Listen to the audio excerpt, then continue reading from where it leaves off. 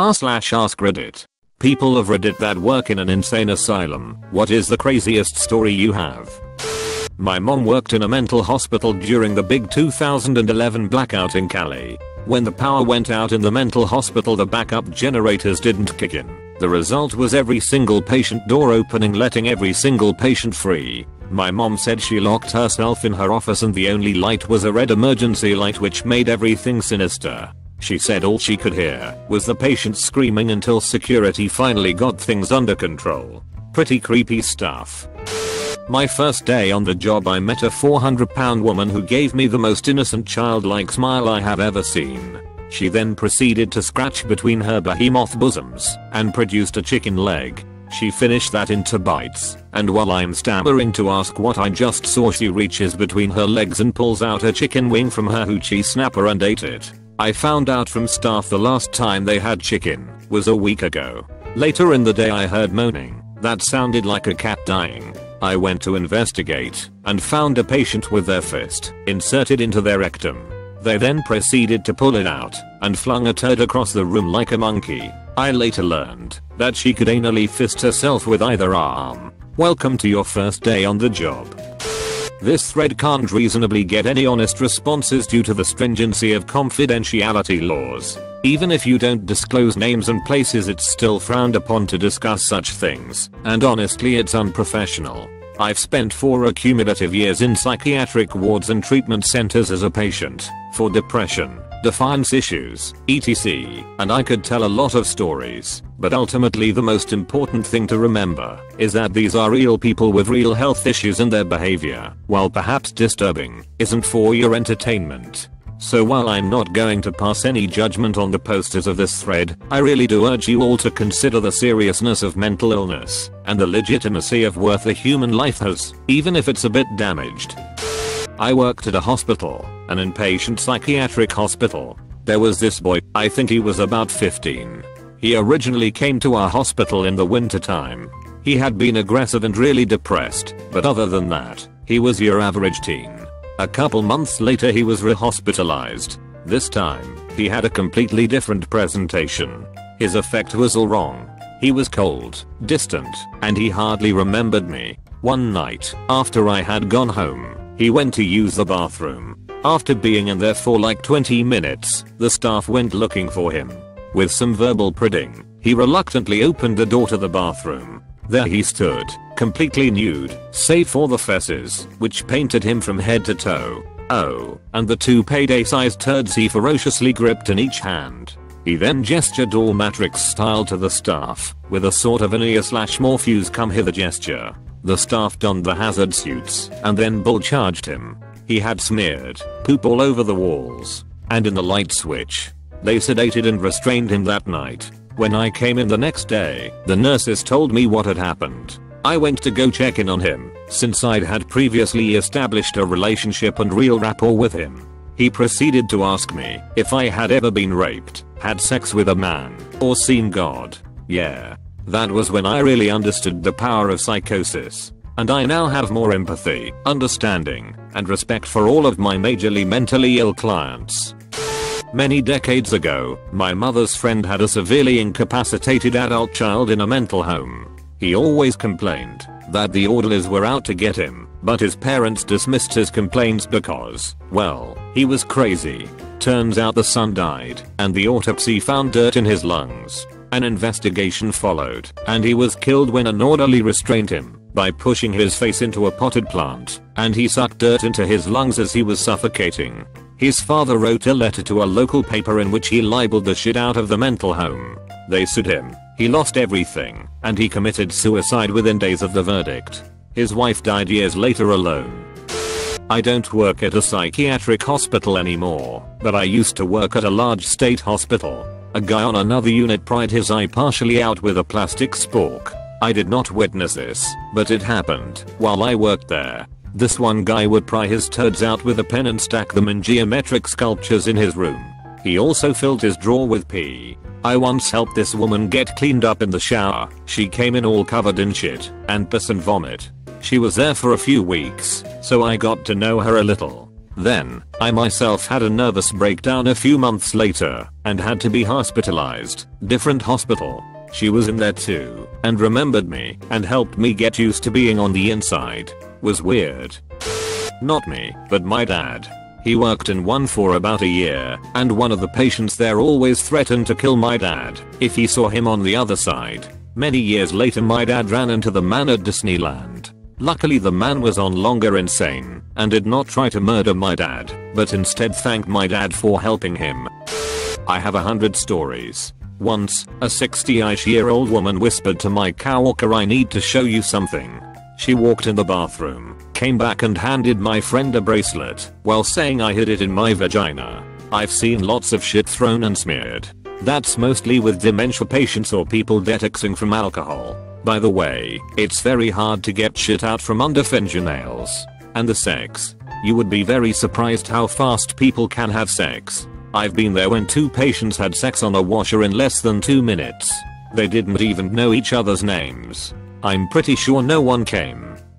Not mine, but my mother worked in a mental hospital as a nurse shortly after receiving her degree. One of the patients to which she attended was a large black man. She asked him one day how he was doing, and he responded, "Sometimes voices tell me to kill white women." To which she responded, "Are they talking to you now?" I did medical clearances for a psych at a county in Sonoma County circa.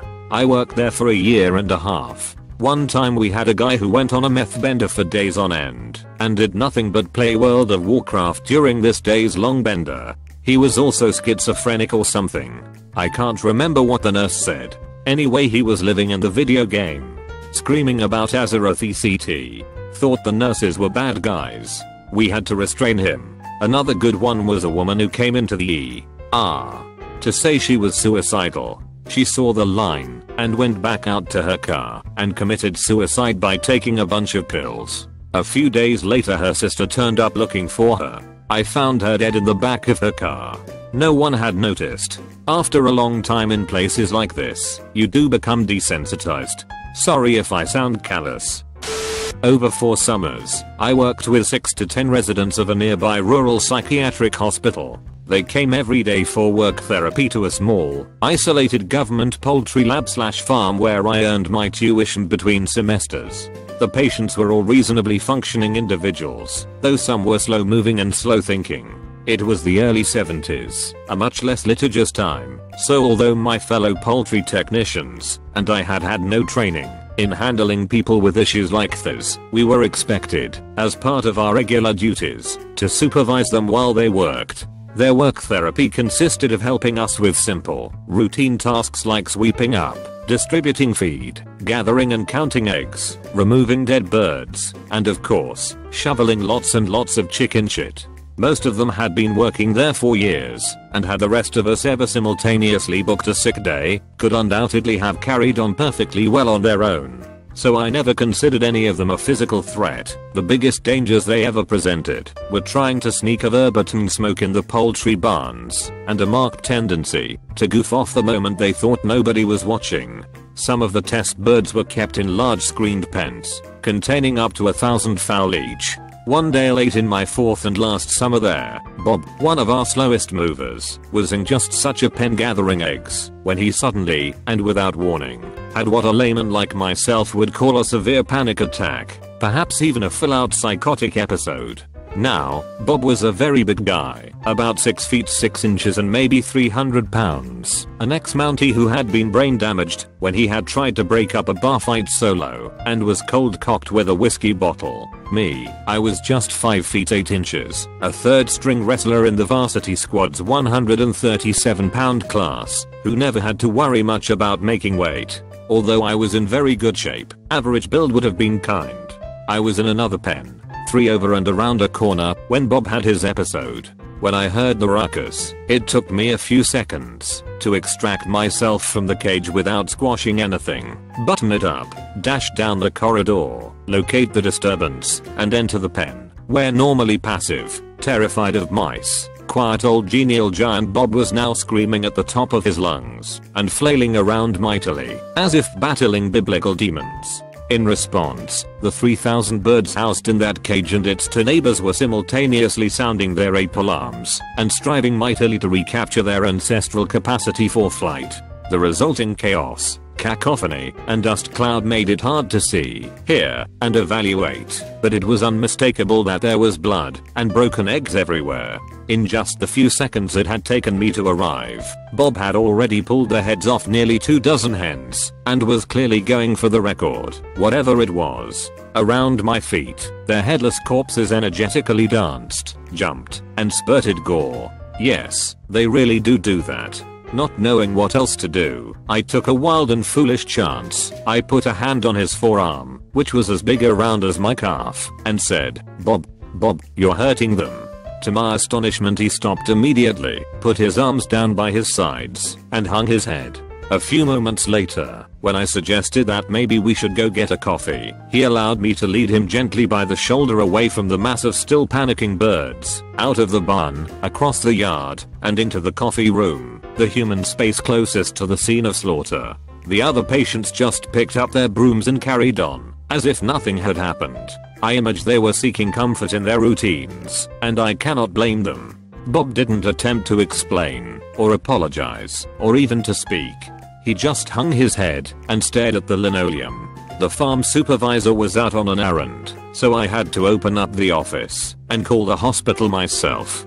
Being just a seasonal drone, and therefore an unfamiliar name to them, I had a bit of trouble making them understand what had just happened. There was some initial disbelief that Bob was capable of such behavior, but 2 equally large ward attendants came to pick up Bob perhaps 15 minutes later, in a very Ghostbusters looking 60s hearse thing. They brought along medical restraints, but didn't use them. Poor old Bob just sat quietly until the attendants led him to their ectomobile and took him away to God knows what. Bob never came back. I returned to school 3 weeks later, and I never saw him or the research station again. It was shut down a few years later. But I've often wondered, supping a scotch in the wee, quiet thoughtful hours, about exactly what malevolent vision had set Bob off, and about how those few, brief seconds of unclarity had affected the rest of his life, and any opportunity he might otherwise have had for rehabilitation and release. Story from a friend, a doctor, not an insane asylum worker. Gender and some details may or may not have been changed for patient confidentiality. A woman was admitted to the hospital at 2 AM after calling police and telling them that she had overdosed on some medications. Upon first examination, she was fine, but she wouldn't tell physicians or nurses at the hospital what she had taken, and they were concerned there might have been some acetaminophen, which can cause liver failure, so they wanted to hold her until they could perform some test. Apparently this woman was a frequent flyer, probably homeless, a history of self-harm behavior. This particular instance, someone missed the self-harming part, and this patient was left alone and unrestrained at some point for 5 to 10 minutes. In that time she managed to swallow several razor blades and needles, all sterile, luckily, a fact which she gladly informed hospital staff of a few hours later. QGI surgery, the service my friend was on, and a whole heck of mess. Notably during the surgery, one of the surgical nurses who was palpating the small intestine for any missed blockage/debris after the surgery, but before closing, ended up cutting her hand through the patient's small intestine when she closed her hand on an unaccounted for razor blade. Not a pleasant experience for anyone. Patient survived and was fine, but apparently wasn't even committed, just placed on a hold. Public funding for mental health is really low, so there isn't really a place for people like this if they are destitute/homeless and are generally lucid, but with some problematic behaviors. Not quite what you asked, but semi-related.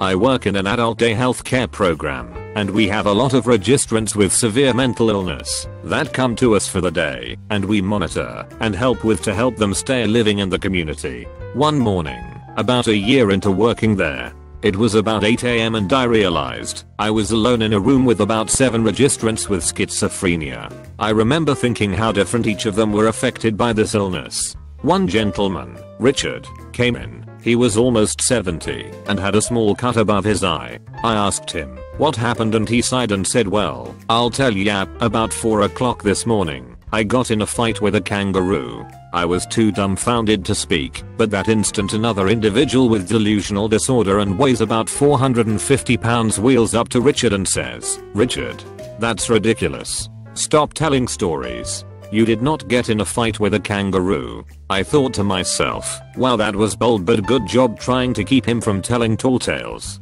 No sooner did I finish thinking that, she finishes her sentence. "You did not get in a fight with a kangaroo. Because I've been in a fight with a kangaroo and you get beat up worse than a cut on your eye." "What color was the kangaroo that hit you?" He said, "I don't know. I didn't get a good look at him." Long story short, schizophrenic patient comes in with a cut on his eye and says he got into a fight with a kangaroo in the middle of the night. Delusional patient corrects him, and just when I think she's providing a dose of sanity, she tries to top his story with something even more incredible. My best friend's grandma used to be an orderly. She told me the following story. Patient is sent to the mental hospital for murdering someone, but he was criminally insane. Fast forward a year, she knows him pretty well, and he is a generally nice person. A few months later his mom and dad come to visit crazy guy. They bring stuff for a picnic. Bread, meat, cheese, knife, spoons, forks, chips, and other goodies. They are eating for a while in the grass area in front of the hospital, not much attention being paid to them. Orderlies see one of the parents lying on the floor, the other one with the murderer on top of them. He puts the knife down and sits back down. The parents had both their throats slit. She never found out what happened to him. I know it sounds far-fetched, but I will try to see if I can find an article. TL. Doctor, murderer sent to asylum, murders mom and dad when they visit. My ex-BF and I spent our fair share of time at our own respective psychiatric wards. My ex met this boy who completely and utterly believed that he was invisible. If you looked at him, he would look back really weird at you and run away. He spent most of his days standing in the hallway staring at people. Thanks for watching UpGoat Reddit. Try like and subscribe button if it still works.